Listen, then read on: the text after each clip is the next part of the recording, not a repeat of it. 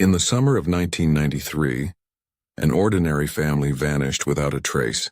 A father, a mother, and their 2 children packed their car for a weekend trip into the countryside. They waved goodbye to neighbors, buckled the kids into the back seat, and drove off down a quiet suburban street. It was supposed to be a short escape, nothing more than a break from routine, but they never came back. At first, police believed the family had taken a detour. Maybe car trouble.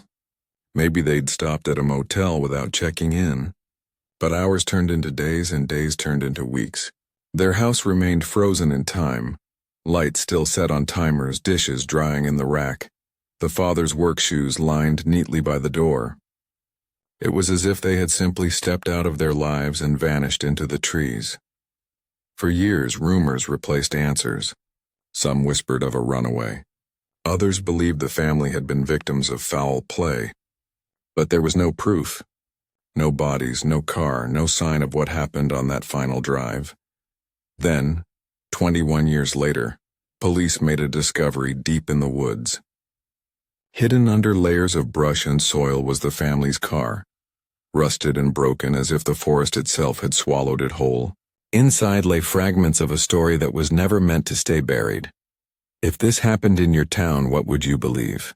Where are you watching from? Comment your country. And subscribe, because the story you're about to hear will leave you questioning what really happened in those woods. You can picture it as clearly as if it were happening today. A warm Saturday morning in 1993. The kind of day where the air smelled faintly of cut grass and the world seemed safe enough to let your guard down. The father stood on the driveway packing the trunk of the family sedan, 2 suitcases, a cooler, and the children's backpacks filled with toys and snacks.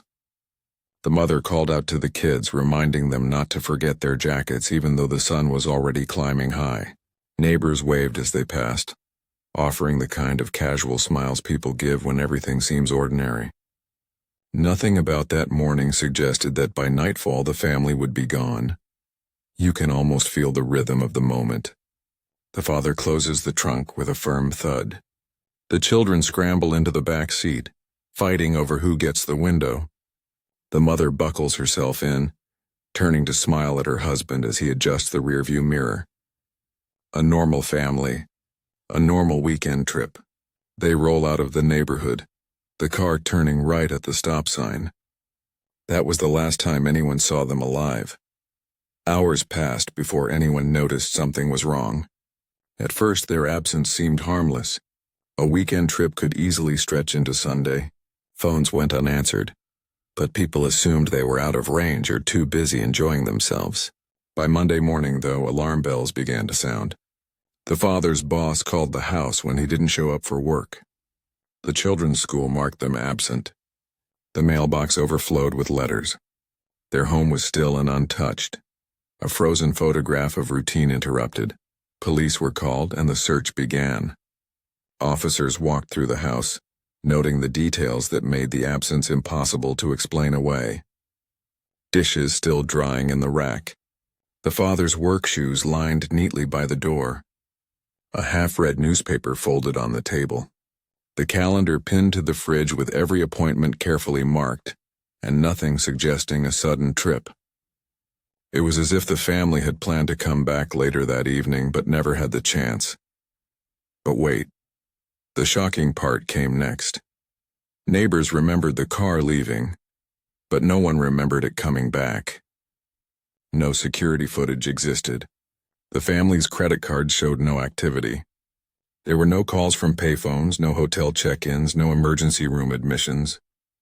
It was as if they had been erased between one town and the next. Officers traced the route they should have taken. Highways, back roads, service stations. Flyers were posted, rest stops checked, and toll booths scoured. Nothing. Not even a tire track to suggest which way they had gone. Helicopters scanned fields, rivers, and forests. But the car might as well have been invisible. The families of the parents called every contact they knew, pleading for news. Friends gathered to help search, walking through wooded trails, calling out names into the silence. They found nothing. Only the sound of their own voices echoing back at them through the trees. Weeks stretched into months, and rumors replaced evidence. Some whispered that the father had debts and staged the disappearance. Others speculated about abduction, about a roadside encounter gone wrong. But no trace of the car meant no trace of the truth. Without it, there was only emptiness. Imagine being the neighbors left behind. Every day you walked past their house, curtains still drawn, toys still scattered in the yard. Every time you saw the empty driveway, you were reminded that a family had once lived here, loved here, and then simply drove into silence. And then came the theories. Some believed the family's car had veered off a hidden road into a river, swallowed by water too deep to search. Others argued the woods surrounding the highway hid secrets that no one wanted to uncover. The police, under pressure, tried to assure the public that the investigation was ongoing. But behind closed doors, files gathered dust. Leads dried up. The case grew colder with each passing year, but the truth hadn't surfaced yet, because 21 years later, in the thick of a forgotten forest, a hunter stumbled across something metallic beneath a carpet of leaves. Rusted, buried, broken. He brushed away the soil and realized what he had found wasn't scrap. It was the roof of a car. When police returned to the site with shovels and forensic teams, the forest finally gave back what it had stolen. Beneath layers of earth and roots sat the family's sedan, hidden so well it was invisible from even a few feet away. The windows were shattered. The metal collapsed inward and the doors jammed shut. It looked less like a car and more like a coffin swallowed by the land. Inside, investigators found fragments of a story waiting to be told. Personal belongings, photographs, and something else. Something that raised more questions than answers. The chapter ends with the detective standing over the unearthed car, flashlight beam cutting across shattered glass, whispering, "They were here all along." And you're left asking if the car was hidden in the woods. Who put it there, and what happened to the family inside? The discovery of the car in the woods should have provided answers, but instead it opened a wound that had never healed. 21 years of silence collapsed into a single moment as police lights flashed between the trees, illuminating the rusted metal like a grave exposed to daylight. Word spread quickly. Families, neighbors, even former investigators who had long since retired came to the forest edge, craning their necks for a glimpse of the vehicle that had once carried an entire family into oblivion. You can imagine the scene. Yellow tape strung between branches, officers with flashlights combing the soil, forensic photographers snapping frame after frame. The car looked more like a carcass than a machine. Vines had crept through broken windows. Moss clung to the roof. The trunk sagged under the weight of years. The woods had been careful in its cover-up, but not careful enough to keep it hidden forever. When they forced the doors open, the stench of rust and soil escaped into the night. Inside were fragments of lives interrupted. A child's stuffed rabbit, its fur matted with dirt, a pair of sunglasses cracked across one lens, a cassette tape wedged into the deck, still labeled in neat handwriting, Summer Mix 93. These weren't just objects, they were echoes. Proof the family had once been here, laughing, driving, singing along to the radio. But something was missing. There were no bodies, no skeletal remains. Not in the front seats, not in the back, not even in the trunk. The car was empty, 21 years underground, and it held no trace of the family who had disappeared inside it. But wait, the shocking part came next. Under the driver's seat, technicians found a torn scrap of fabric wedged deep against the springs. It wasn't from the family's clothing, at least not anything neighbors remembered them wearing. It was darker, heavier, more like a uniform. The fibers were carefully bagged and logged, though no explanation was given that night. Outside the tape, whispers spread fast. How does a car get buried here? Who moved it? Why are the seats empty? Some believed the family had climbed out and wandered into the woods, never to return. Others insisted someone had dragged the car here deliberately, making sure it would vanish from sight. Detectives reopened the case file, blowing dust off pages that hadn't been touched in decades. They retraced every step of the original investigation, the route the family should have taken, the service stations that were checked, the witnesses who swore they saw nothing. And now, with the car unearthed, one thing became clear. It had never simply veered off the road. It had been hidden, but the real story hadn't even begun. Forensic teams examined the undercarriage and found deep scratches, grooves that didn't match ordinary wear. It was as if the car had been dragged by heavy machinery, pulled off-road and into the woods before being buried beneath soil and debris. This wasn't the work of time or nature. It was the work of human hands. The cassette tape was cleaned and played in a lab. Static filled the speakers at first, then faint music bled through. Upbeat songs from the summer of '93. Voices joined in, singing along, carefree. The father's deeper tone, the children's high laughter, the mother's voice rising above them all, telling them to quiet down, and then silence. Not the click of a tape ending, but a sudden stop as though it had been cut short. Investigators leaned closer. Rewound. Played it again. The same sudden silence, and just before it faintly something else. A sound that wasn't part of the music. A second voice outside the family singing, calm, low, almost like an order. Pull over. The lab technicians exchanged glances. Who had spoken? It wasn't the father. His voice had already been identified. It wasn't the mother. It didn't belong to the children. It was someone else. That detail never made the evening news. To the public, the story was already strange enough. A car buried, a family gone. But in police files, the case grew darker. If the family had been forced off the road, who had stopped them? And why had the car been buried so carefully as though someone needed it erased? Families of the missing gathered at the forest site in tears. Some fell to their knees clutching the air as if hoping to pull loved ones back from the soil. One mother whispered, "At least we know where they were." But even that comfort dissolved when she asked the question no one could answer. Where are they now? The detective assigned to the reopened case drove home that night with the cassette still playing in his head. The sudden silence. The low command, "Pull over." He gripped the wheel tighter, staring at the dark road ahead. The chapter closes with him whispering into the empty car, "You trusted someone you shouldn't have." The headlights cut across endless trees, shadows pressing in, and you are left asking, if the car was found and the family was not, who gave the order that night and what did they do after the road went dark? The forest seemed to hold its breath after the car was found. Police cordoned off the area, but locals still gathered just beyond the tape, peering through branches, whispering among themselves. They had lived with the mystery for 21 years, and now that the car was here, the silence felt heavier, not lighter. Answers should have come with the discovery. Instead, there were only more questions. The detective on the case returned to the site the next morning. Dew clung to every surface, glittering like tiny shards of glass. The car sat half-exposed, mud crusted against its frame. Vines cut away by forensic teams. He circled it slowly, noting the unnatural grooves in the soil. The way the undercarriage was scored as though pulled. He imagined the machinery required.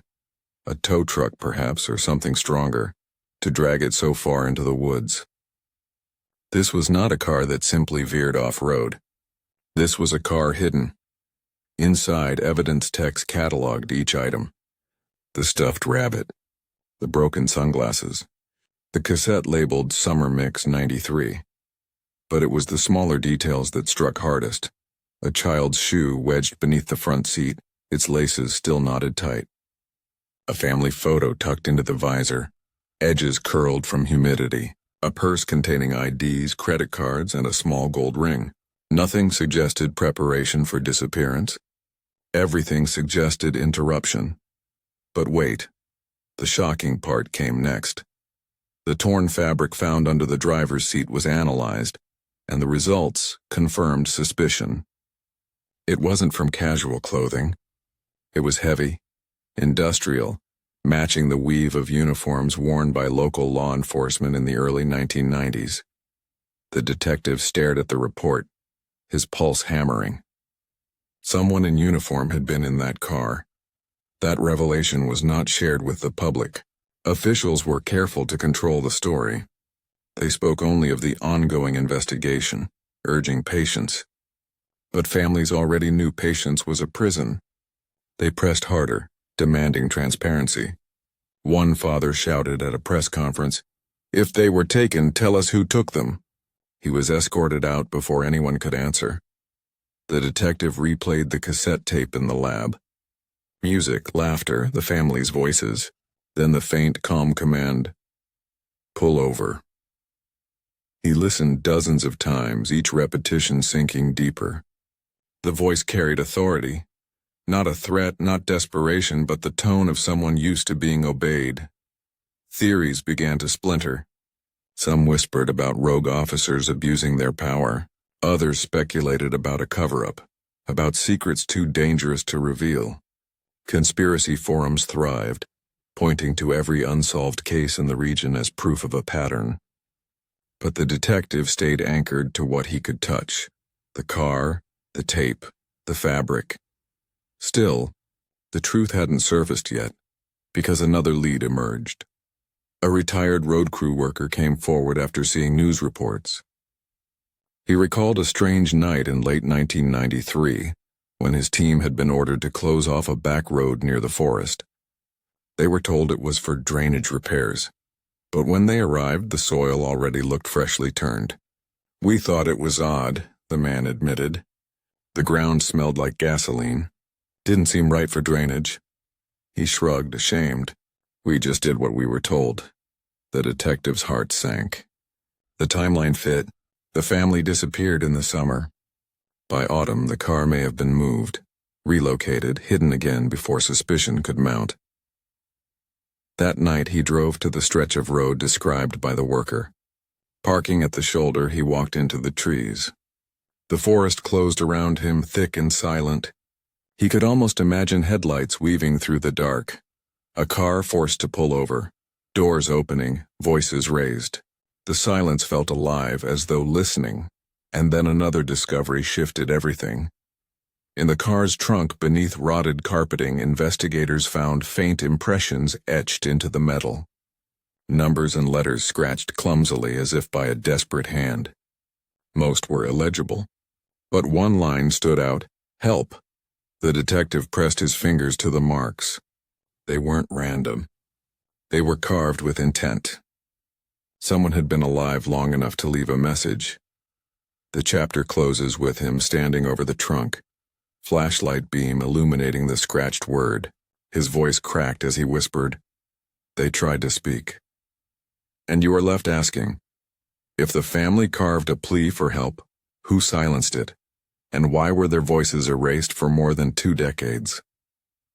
The word carved into the trunk haunted everyone who saw it. Help. Not neatly etched, but scratched with frantic urgency. Each line jagged, desperate, pressed into the metal as though fingernails or a sharp edge of jewelry had been used. For the detective, it was no longer just evidence, it was a scream frozen in steel. Someone in that car had fought against silence. Someone had begged to be found.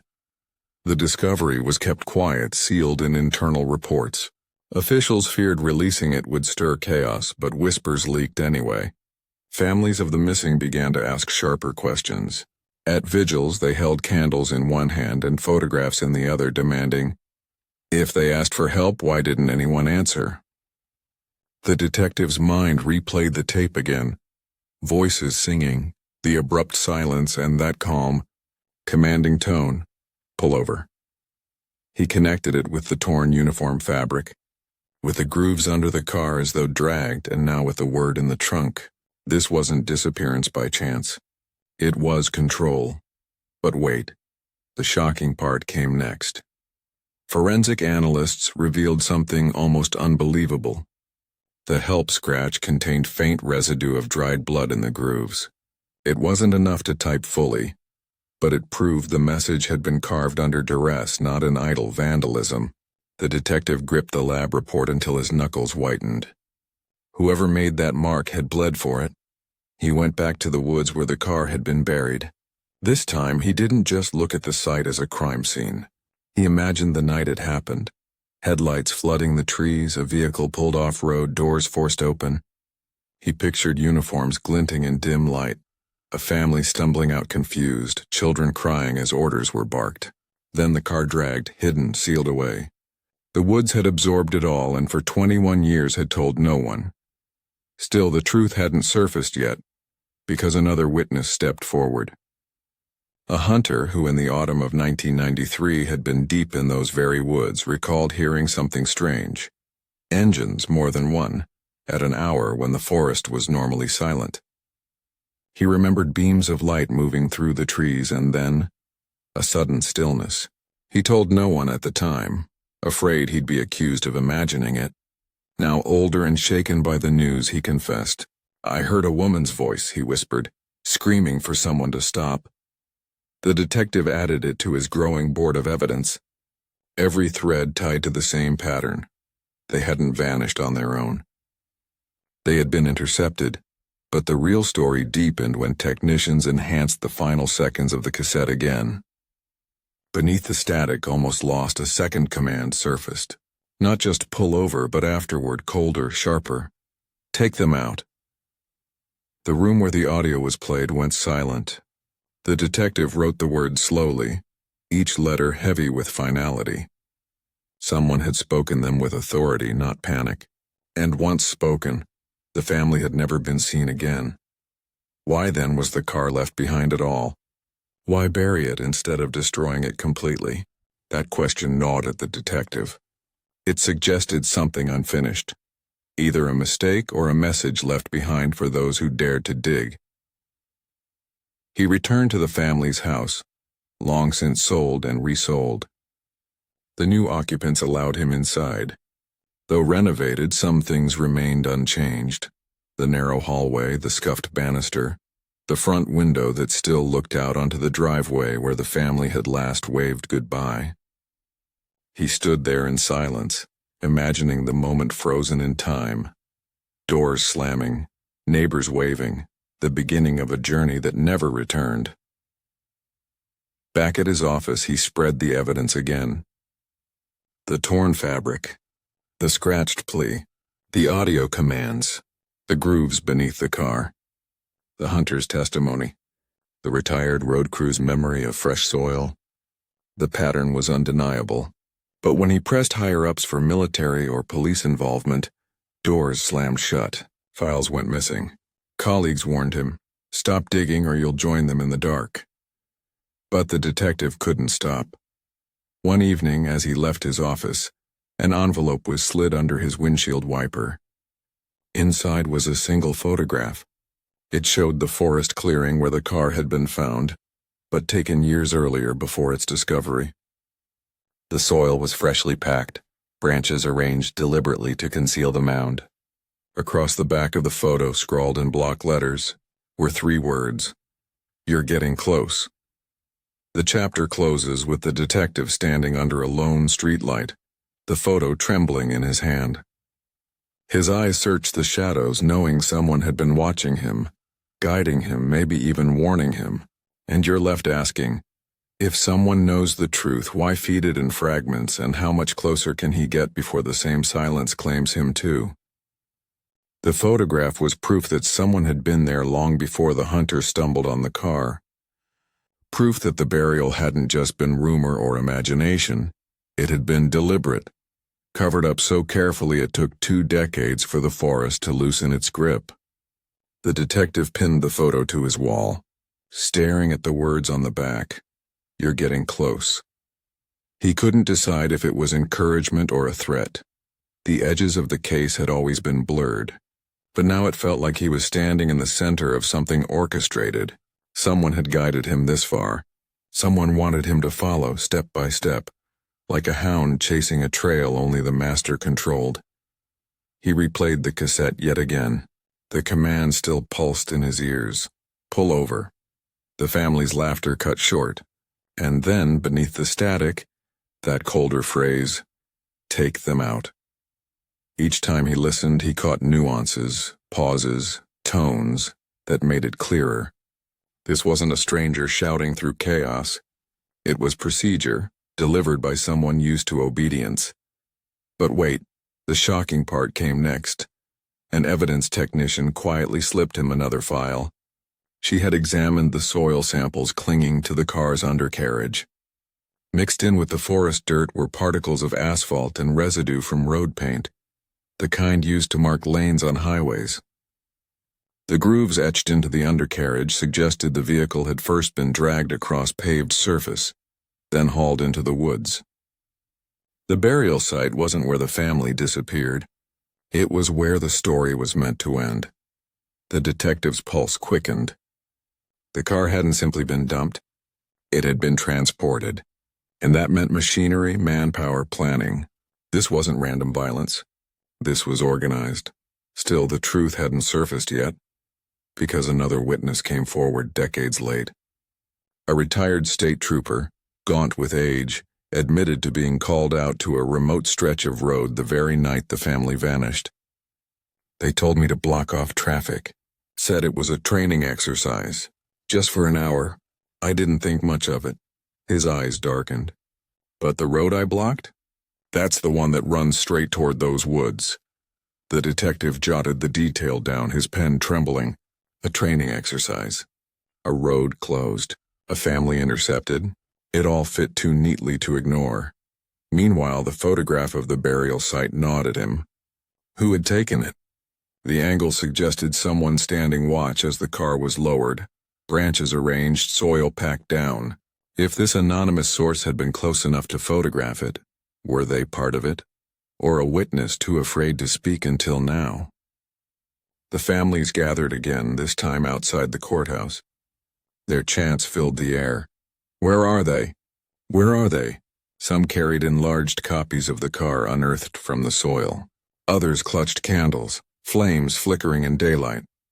The detective stood at the edge of the crowd, the photograph hidden in his coat pocket, unable to tell them how close they were to a truth no one wanted revealed.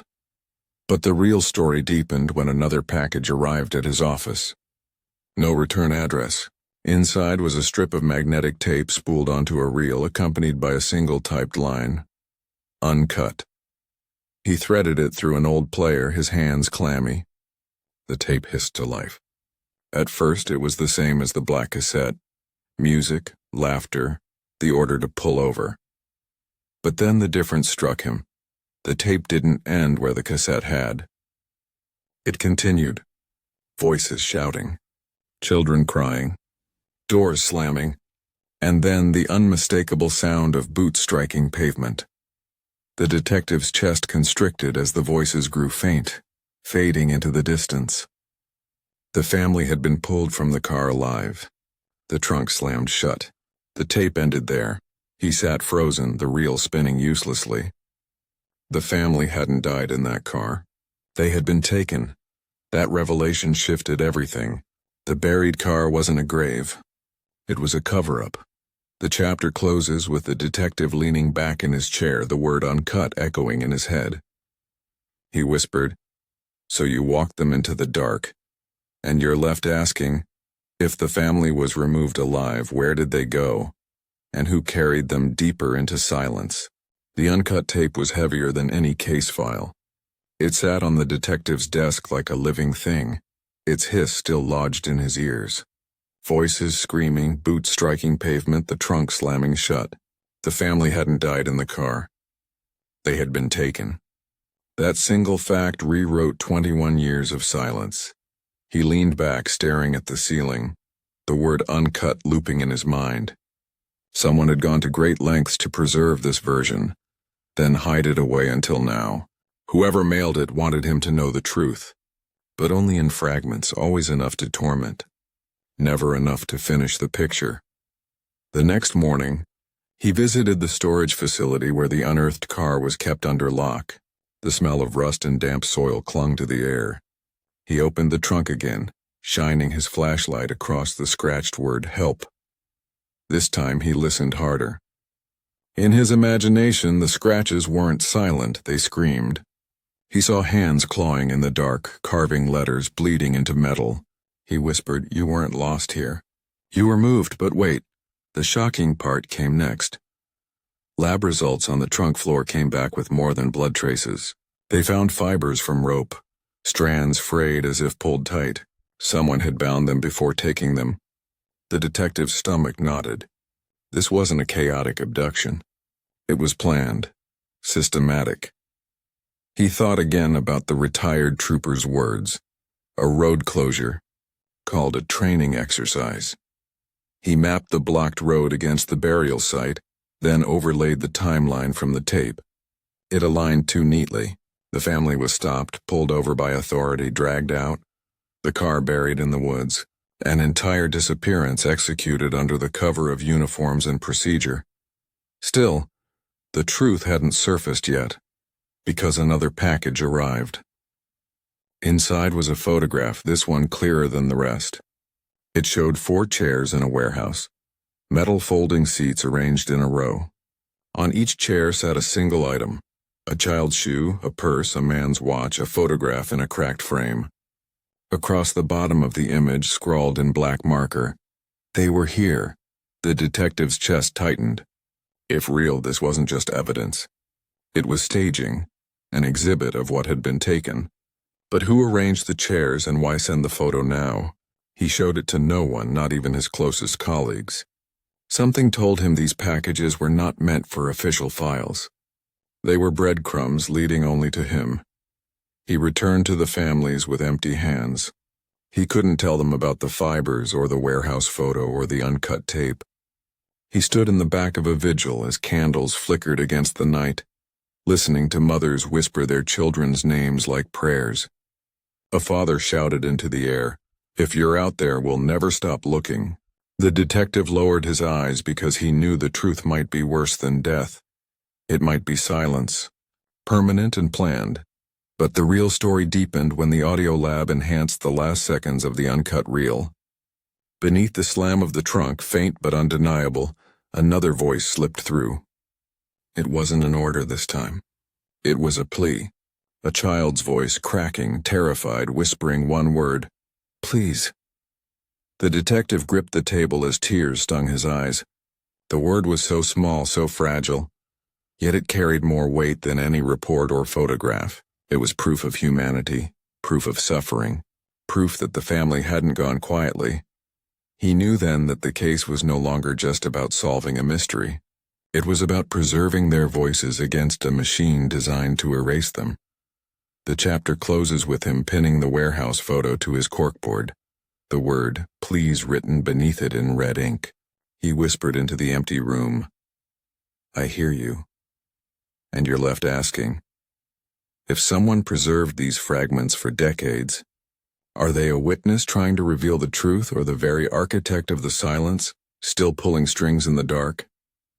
You think about what it means to live with a mystery for more than 2 decades.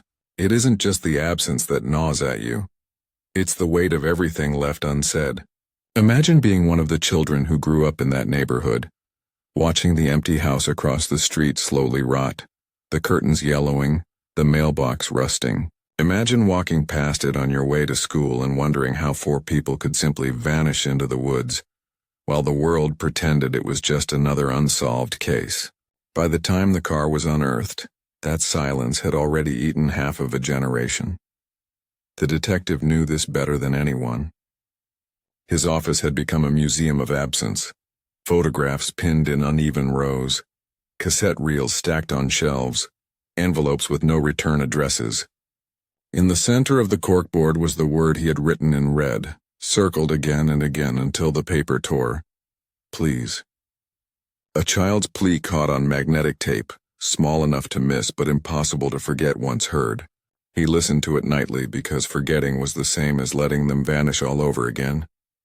But wait, the shocking part comes next.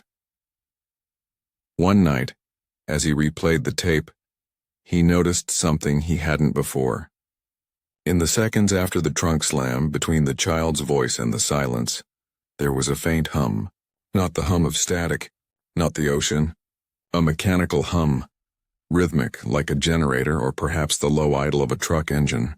He isolated it, boosted it, and the sound grew clearer. The family hadn't been taken into silence, they had been loaded into something that ran.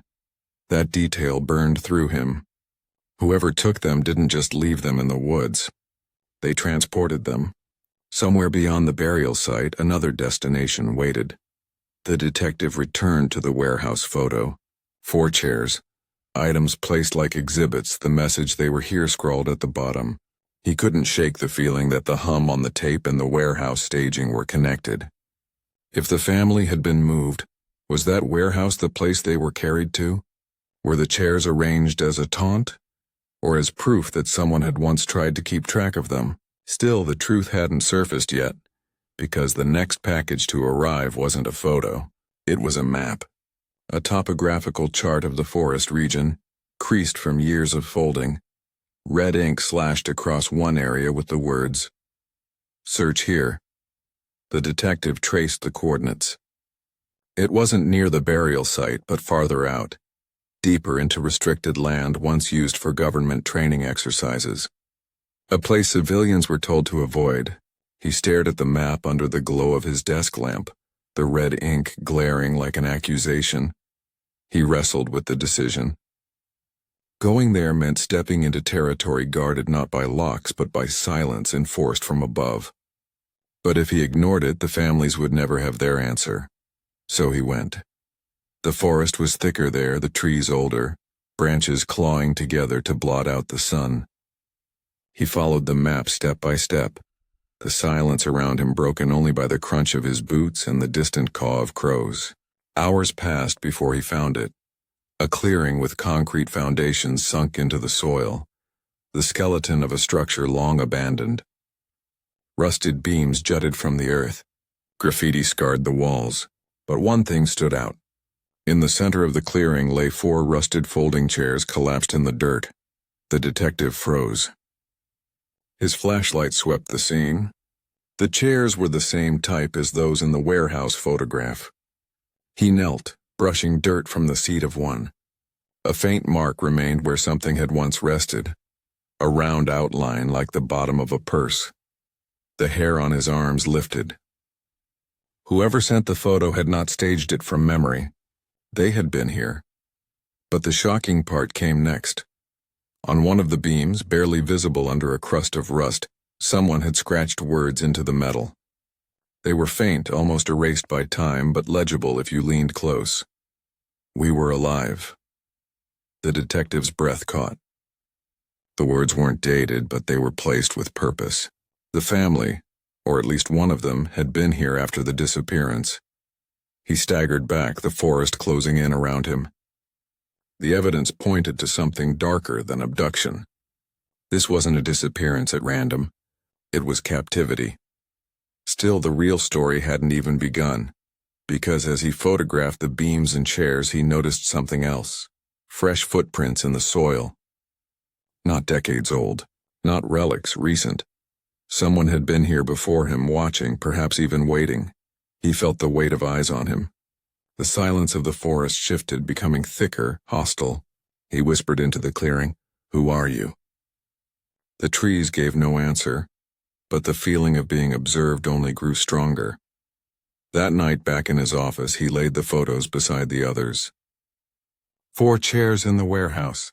4 chairs in the clearing. The scratched words, "We were alive." The plea on the tape, "Please." The pattern was undeniable, but the packages had slowed. Whoever had guided him was pulling back, or maybe they were testing him, seeing how far he would follow without more breadcrumbs. The detective began digging into old property records, tracing ownership of the land where the clearing sat. Layers of shell companies and government leases blurred the truth. But one detail emerged. In 1993, the year the family vanished, the site had been listed as temporary storage. No explanation was given. No records of what was stored. Just a phrase, bland and bureaucratic, that now felt like a noose. Imagine what it does to a man to realize that every step you've taken has been inside the script of someone else's story. That the truth you're uncovering isn't discovery at all, But revelation parceled out at someone's pace. That you've been allowed to get this close because it serves a purpose you don't yet understand. That was the detective's nightmare now. He visited one of the surviving relatives, a sister of the mother who vanished. She showed him a box she'd never opened before, hidden in her attic for decades. Inside were letters the mother had written weeks before the disappearance. One line stopped him cold. "Sometimes I feel like we're being watched when we drive. He tells me it's just my imagination." He left the house shaken. The family had known something was wrong before they vanished. They had sensed it. The evidence board in his office was crowded now. Photos, maps, fibers, audio reels. But it was the smallest detail, the word please, that anchored it all. Every thread pointed not to death in the woods, but to removal, transport, captivity. Someone had wanted the family gone, but not erased.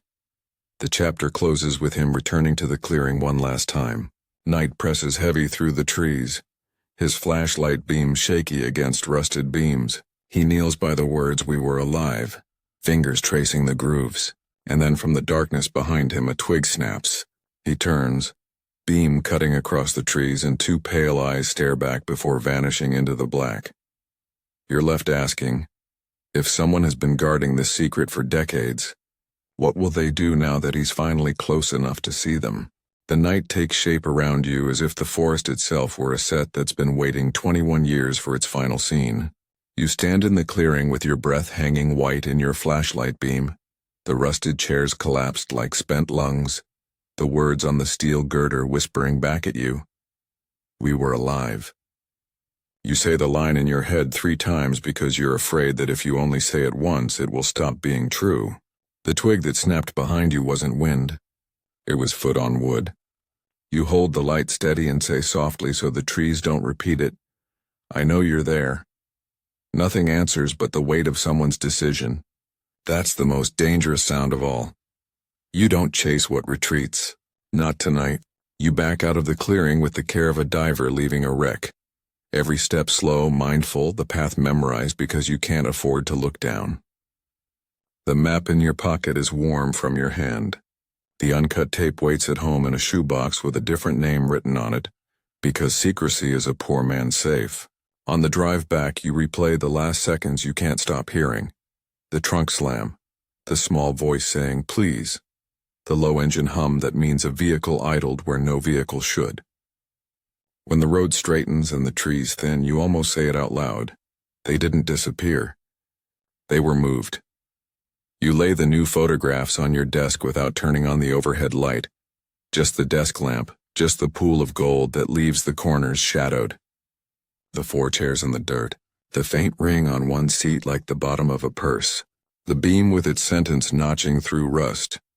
You pin them to the board beneath the warehouse photo, and for a moment the arrangement looks like a diagram of a body. 2 chairs for arms, 2 for legs. The beam is a spine. It's a grotesque thought, but the case has been teaching you how to see what's left when a life is removed. Chairs and beams, tape hum and uniform fiber. You lean in until the pushpins press crescents into your palms. You tell yourself you're going to sleep, but you put off the lie by doing work that makes it harder to rest. Property records, procurement logs, repair invoices for machinery that could drag a car off asphalt and bow its undercarriage like a rib cage. You sketch a crude map of how it had to happen. The family pulled over by a voice that wore trust like a badge. Doors opened to orders and not to panic. A truck that waited out of sight until the signal came. It would have taken more than one person. It would have taken timing and practice. You write the word that has kept its distance from your board because names are heavier than threads. Conspiracy. The paper doesn't tear when you circle it. You take that as permission. In the morning, a note sits on your doormat like a patient animal. No envelope this time, typewritten, 4 words. You're standing on it. You turn the page over to see if there's more, the way you always do when a message is too plain to feel real. Nothing. You take a photograph of the note because routine has become a way of not collapsing. Then you lay it beside the map you followed into the restricted trees. You're standing on it, which it matters. Which you matters more. You fold the map once, twice, until the crease sits across the coordinates where the concrete bones still catch leaves. The crease touches the topo lines that bend toward a drainage draw you hadn't noticed. The old training site wasn't just a building. It was a lid. You go back, not because you want to, but because now you have to. You bring nothing that makes noise. Your breath learns to be quieter. At the clearing, you circle the perimeter the way memory circles a wound. The concrete pads are not uniform. Two are too clean around their edges, as if soil has been brushed back from them more recently than weather would explain.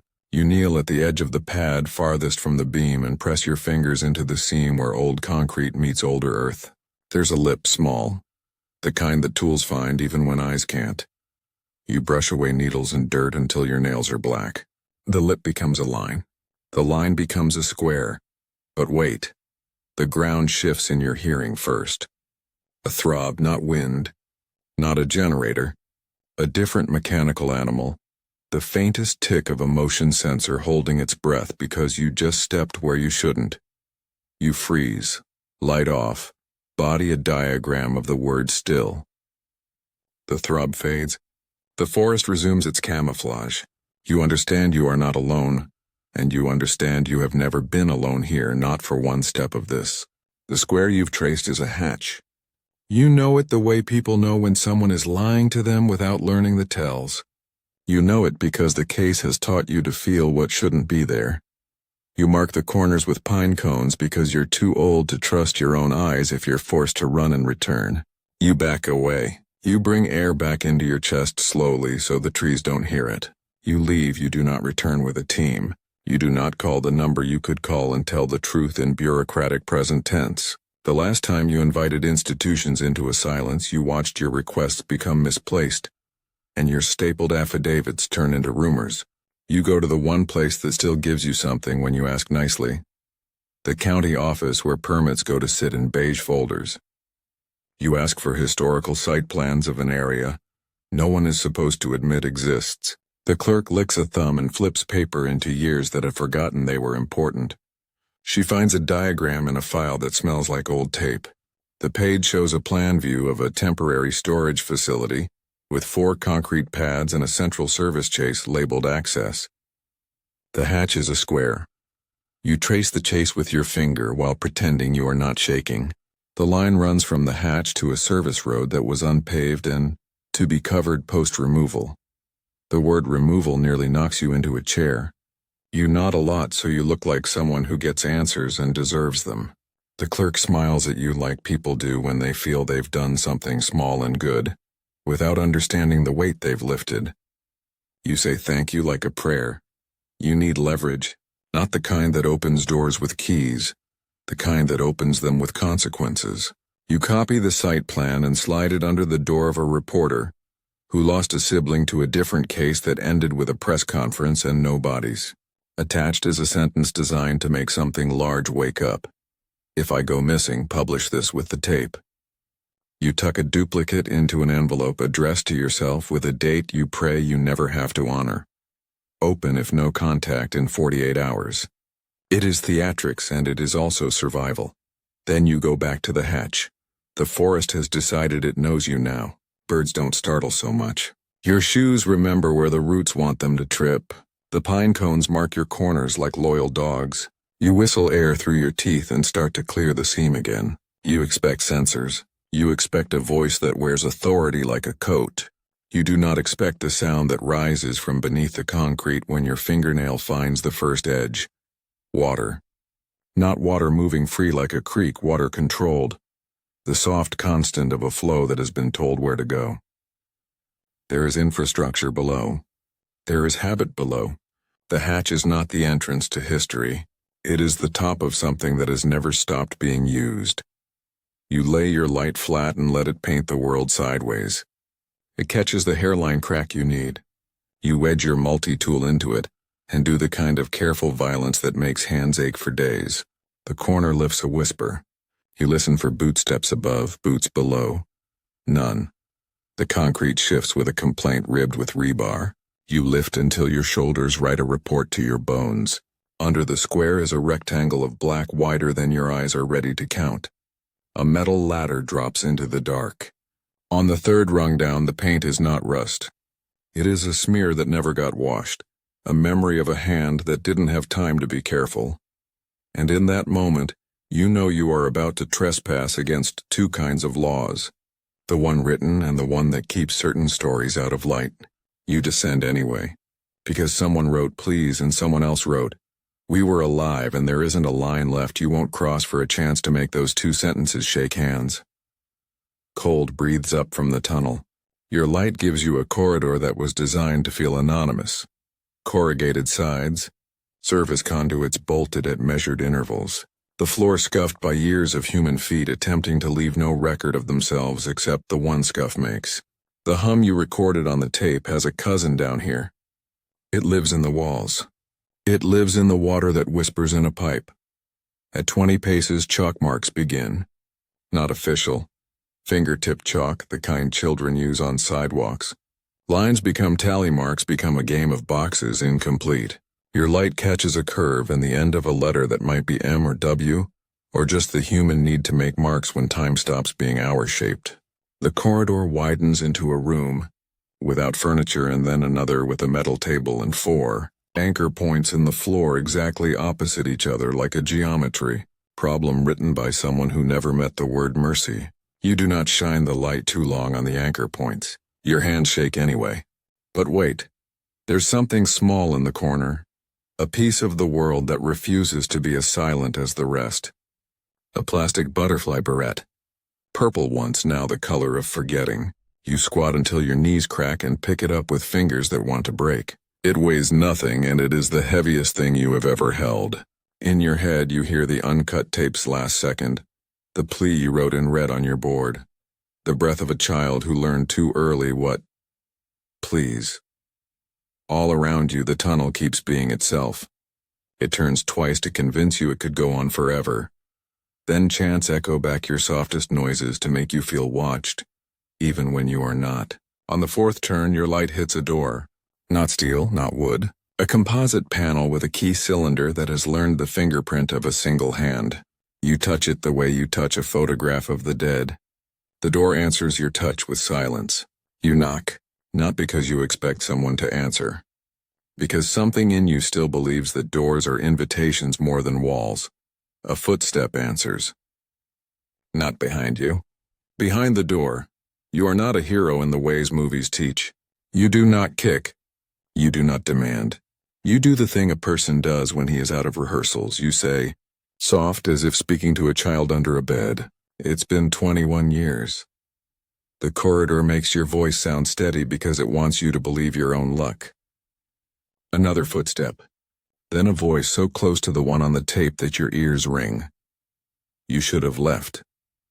Your mouth knows about words you should say next. Badge, warrant, truth, law.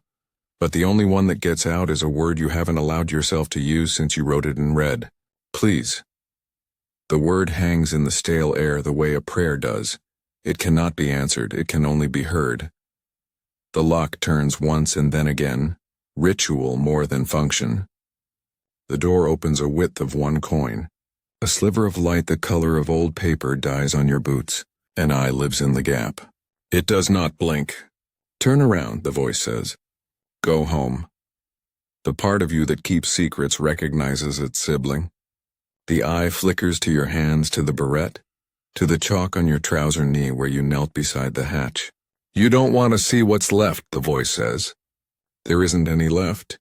You think of the chairs, the ring mark on the seat, the photograph of a watch on metal, the chalk marks like games a child would finish if anyone let them. You think of a sister writing letters about being watched. You think of a road crew told to shut down a lane for training while a truck idled out of sight. They were alive, you say. Here. The eye does not flinch. The seam of the door does not widen. Somewhere behind the voice, water keeps its appointment with the pipe. The voice is careful the next time it speaks. Alive isn't the same as saved. You hate the part of you that wants to ask permission to believe. You stand closer to the gap because you have already crossed the line that makes distance ethical. Why the car, you ask? Why bury it if? The voice cuts you off with a small sound that might be laughter if laughter had ever learned to be kind. Because some stories need graves even when bodies don't make the trip. And in that instant you see it. Not as evidence pins and string, but as a choreography. The stop, the door orders, the trunk slam, the engine hum, the chairs, the hatch, the corridor, the anchor points, the barrette, the door that only opens enough for an eye. You see the conspiracy not as a committee or a memo, but as a habit, a way of solving problems by writing them in rooms without windows. You see a truth that refuses to be a headline. The family did not vanish. They were folded. You step back because the corridor has suddenly remembered it is a throat and you are something it would prefer to swallow. If I leave, you say, the family's. The voice says the most honest sentence you will hear from anyone who ever learned to be official. They already live with what leaving feels like. The door closes the width of a breath. The lock turns like a clock hand deciding what hour it is willing to own. The voice is a memory now. Go home, it says again, not unkindly, because kindness is easier to spend when you have already spent all the mercy. When you climb the ladder, the hatch seems heavier than physics. Your shoulders complain in a language pain uses when it wants to be alone with you. The forest lifts itself back over the square as if tucking in a child. You scatter needles so the seam looks natural to anyone who hasn't learned how to see secrets. On the path out, a branch you didn't step on steps on you. A rattle down the slope that tells you someone is still watching and has agreed to let you leave because letting you leave is part of the plan. You do not go home. You go to the families. Not because you have names to give them or rooms you can show them where the echo of their people still lives. You go because they keep a ledger of silence and you cannot let the balance grow without making a mark of your own. You stand in a circle of chairs in a community hall that smells like coffee and the ghost of floor wax. And you tell them the only truth you can carry without lying. We found where they were taken. The room learns how to be very quiet. A woman with a face that has practiced being made of stone covers her mouth and finally lets the stone crack. Were they? She cannot say saved. She does not have to. You say the only sentence you can finish. They were alive after the night you lost them. A man asks a question with his hands, not his voice. You shake your head because the answer isn't one the living can store. You hand a sister a purple barrette in an evidence bag. The way she holds it makes you understand that sometimes a small object is more than proof. It is a way to occupy the space a body would have filled. You know the calls that will come. The ones that begin with cooling words like ongoing and end with warmer ones like consequences. You know that your site plan will develop a second life outside your control the moment the reporter plugs a flash drive into a laptop. And that the uncut tape will crawl down a wire into rooms where truth is a hobby and outrage is a posture. You know that by tomorrow people on screens will say cover up and deep state with mouths that have never practiced the word grief. You walk out of the hall because there are sentences you can't listen to without joining the missing. The night has decided to be clear, which feels like an insult after a day of tunnels. You go to the edge of the woods not because you believe in speaking to trees, but because the last thing the family heard above ground was the sound of wind and branches. And you want your breath to learn their last language. You set your phone on the hood and write a message you may never send. We were alive. You delete it. You do not own those words. Back at your desk, you take one last inventory because ritual keeps you from drowning.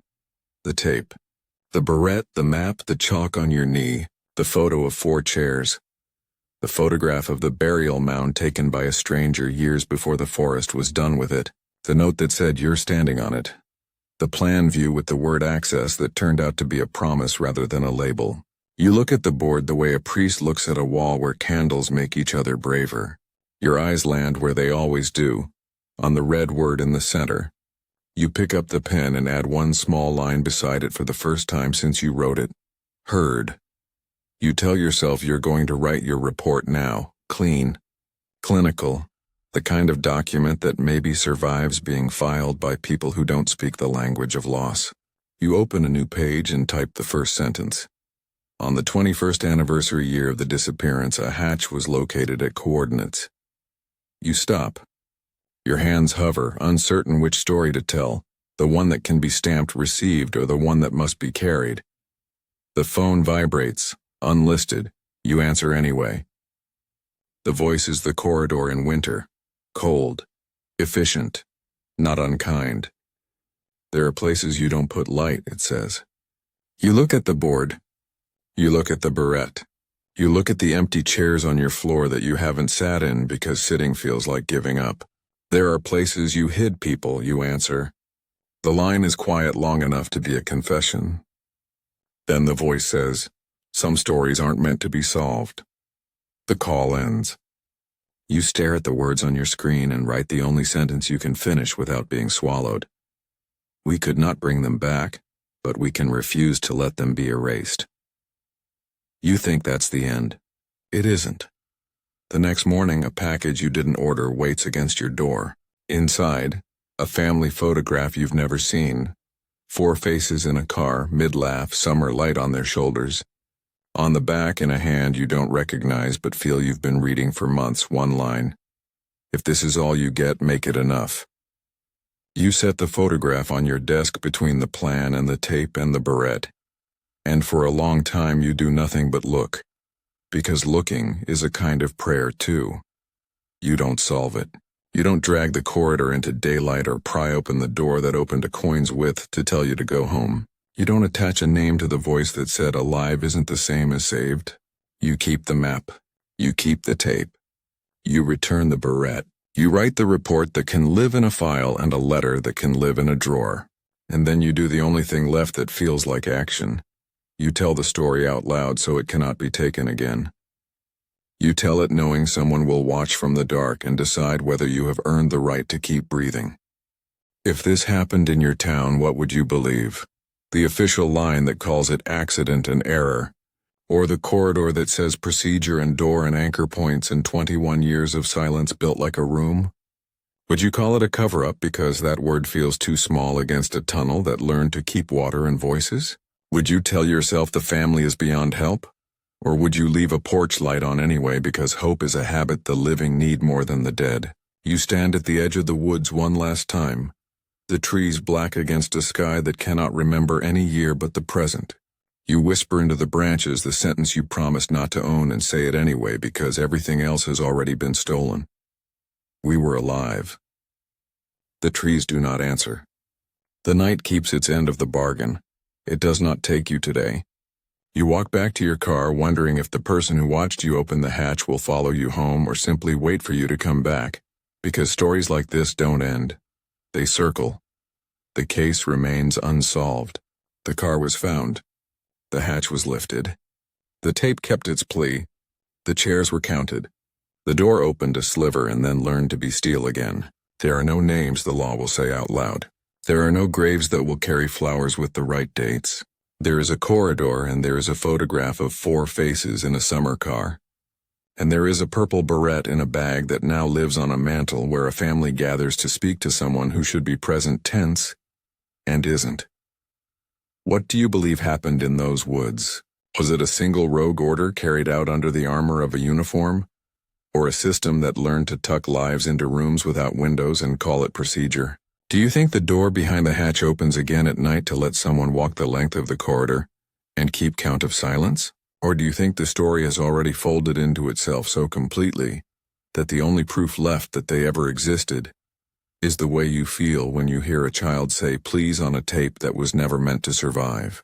Tell us your theory in the comments. Tell us what you would do if a hatch sat under your town wearing dirt like a disguise. Tell us if you'd open it. Tell us if you'd close it again and pretend you never found it. Some stories were never meant to stay buried. Don't let them vanish, to keep them alive with us.